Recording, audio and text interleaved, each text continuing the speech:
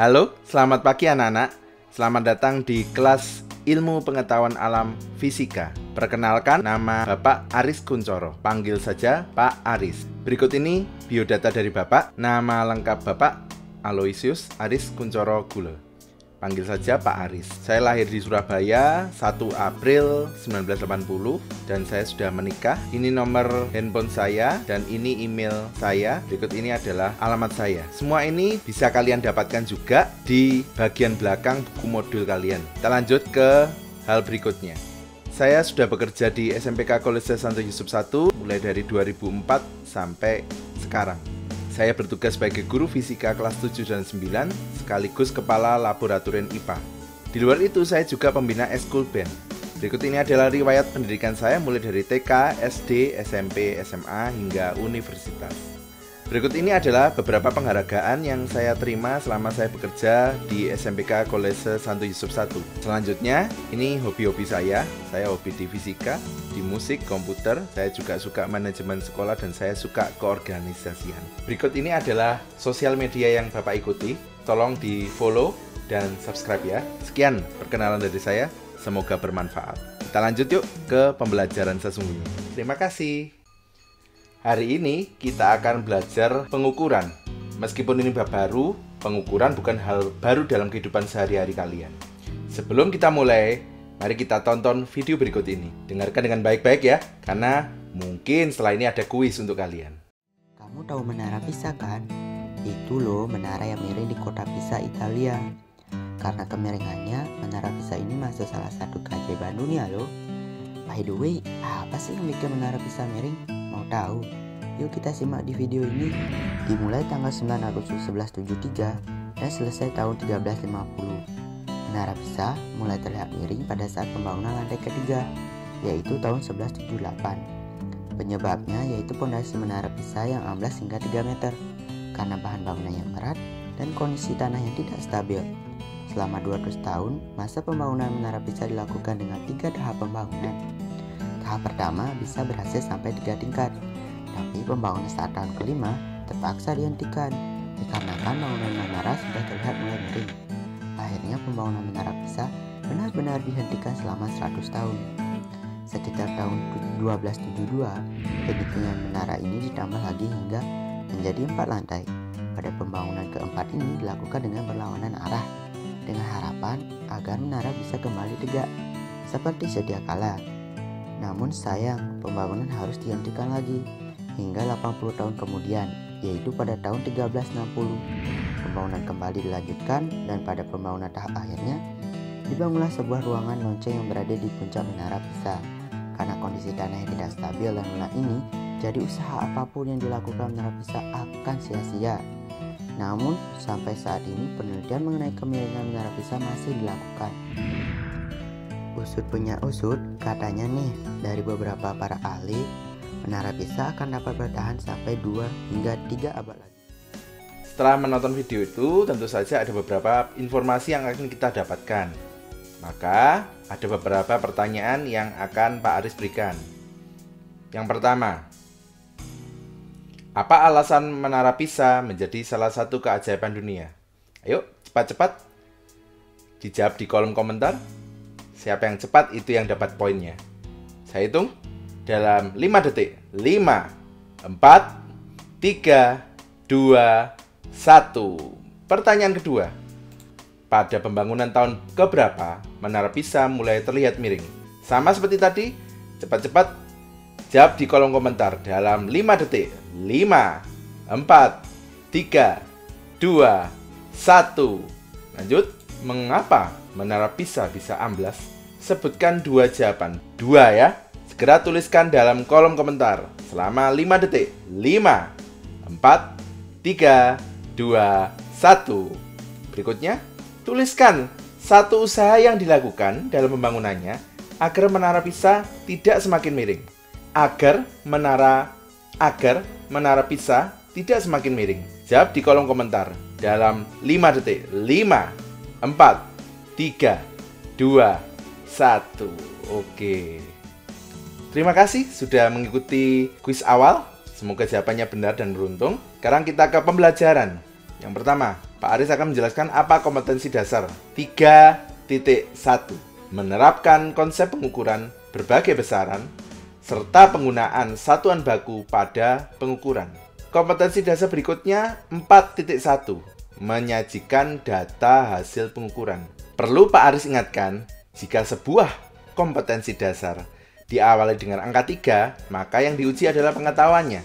Jika sebuah kompetensi dasar diawali dengan angka 4, maka yang diuji adalah keterampilannya. Berikut indikator kompetensi. Indikator kompetensi pertemuan pertama kita adalah dengan literasi, peserta didik memahami definisi pengukuran dengan baik. Untuk pertemuan berikutnya, dengan diskusi, peserta didik dapat menentukan besaran dan satuan pada pengukuran dengan baik. Berikutnya, dengan diskusi, peserta didik dapat membedakan besaran pokok dan turunan dengan baik. Dengan latihan soal, peserta didik dapat mengkonversi satuan dengan baik. Dan terakhir, dengan pengamatan, peserta didik dapat menggunakan alat ukur dengan baik. Selamat datang kembali di pembelajaran selanjutnya. Masih di bab pengukuran, kita lanjut ke pembahasan tentang apa itu pengukuran. Yang jelas, dari pendahuluan tadi, kita mengetahui bahwa pengukuran sangatlah penting. Menara Pisa menjadi sangat miring karena kesalahan pengukuran pada saat pembuatan pondasi. Baik, sekarang sebelum kita ke kegiatan 1, kita lihat dulu. Di samping Pak Aris sudah ada 2 gambar, yaitu ini Raisa, ini Isyana. Tolong jawab dalam hati kalian pertanyaan-pertanyaan berikut. Mana yang lebih cantik? Yuk jawab dalam hati, tidak usah di kolom komentar. Mengapa yang satu lebih cantik dari lainnya? Silakan dijawab dalam hati. Ya, mengapa kalian merasa salah satu lebih cantik? Jika kalian merasa salah satu lebih cantik, maka berapa kali cantikkah satu dengan lainnya? Apakah Raisa 2 kali cantiknya Isyana? Atau Isyana 3 kali cantiknya Raisa? Berikutnya, lihat 2 gambar berikut. Jawab dalam hati juga. Mana yang lebih tinggi? Oke, pasti sudah tahu. Apa buktinya yang satu lebih tinggi dari yang lainnya? Pasti juga sudah tahu. Jika kalian merasa salah satu lebih tinggi, maka yang tinggi berapa kali yang pendek? Baik, sekarang buka modul kalian halaman 4. Kerjakan dahulu nomor 1-7 dengan pensil. Sesuaikan dengan kondisi work from home kalian. Kalau sudah selesai nanti, Pak Aris akan membahas pekerjaan kalian. Dan silakan menulis pembahasan di halaman 4 tersebut dengan pulpen. Sampai jumpa di video pembahasan ya. Yuk.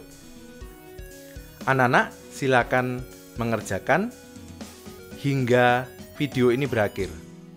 Setelah video ini berakhir, segera menuju ke video pembahasan. Terima kasih.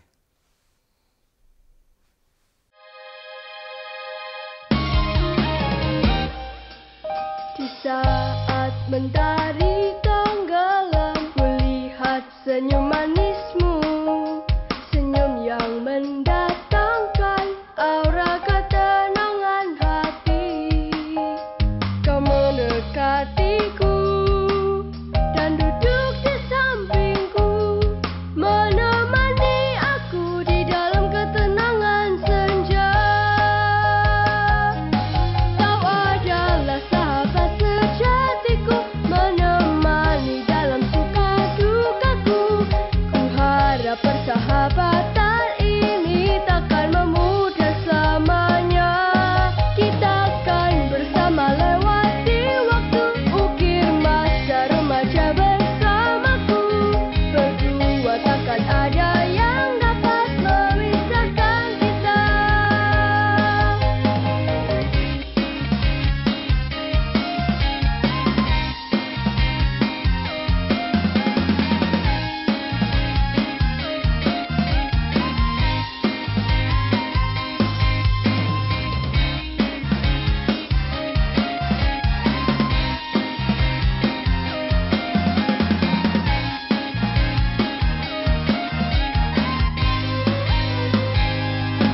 Kau adalah sahabat sejatiku, menemani dalam suka dukaku. Ku harap persahabatan ini takkan memudar selamanya.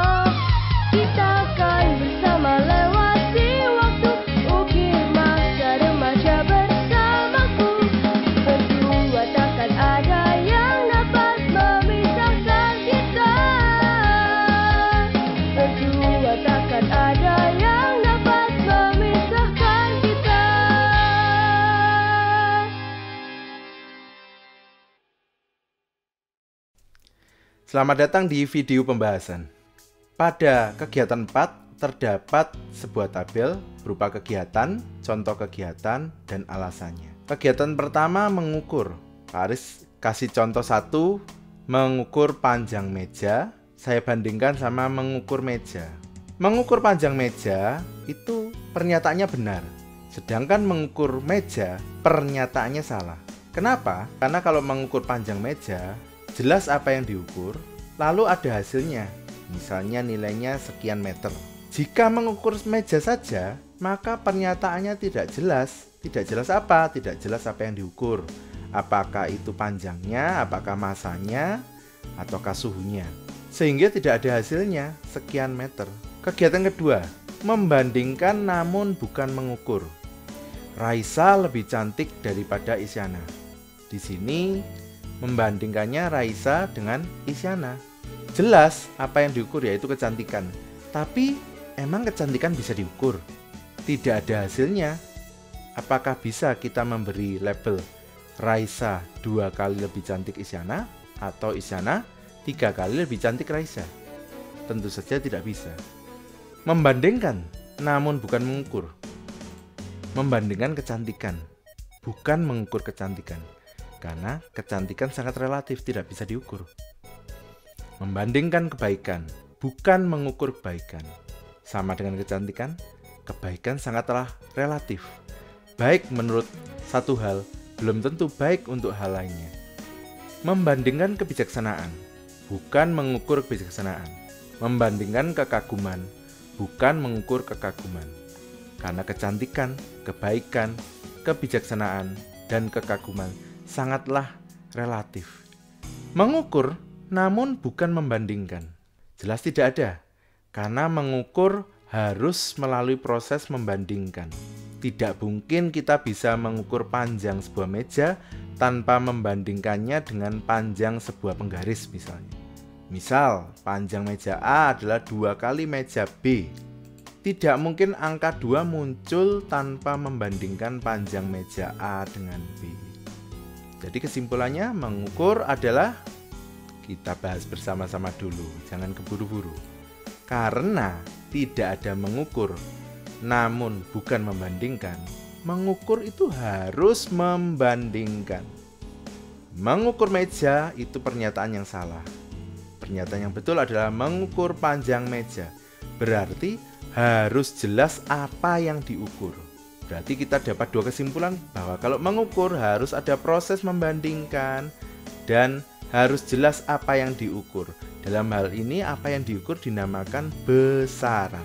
Berikutnya, mengukur, membandingkan kecantikan merupakan pernyataan yang salah.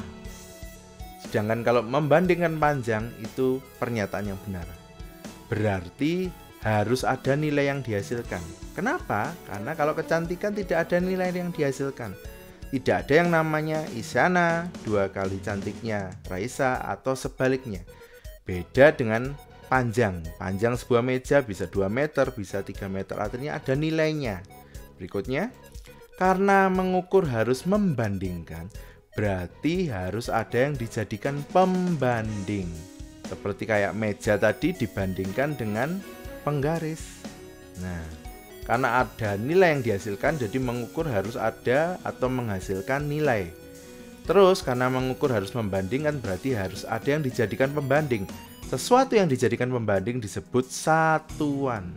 Dari sini kita sampai pada kesimpulan mengukur, besaran, dan satuan.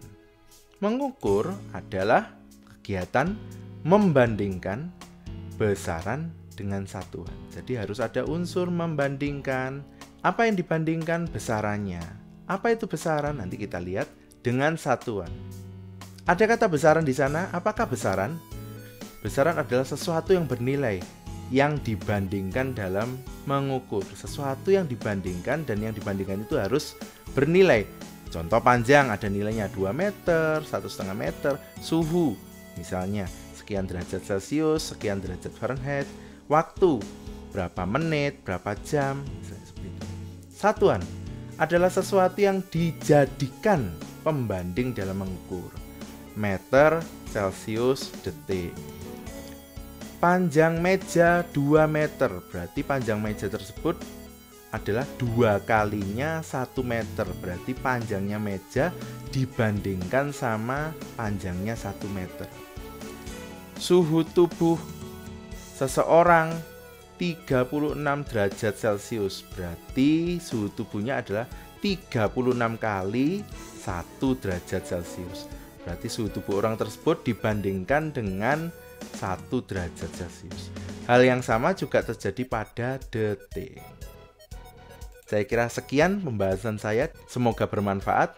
Jika masih ada pertanyaan, bisa ditulis di kolom komentar di Google Classroom kalian. Terima kasih, tetap sehat, tetap bersemangat, Tuhan memberkati.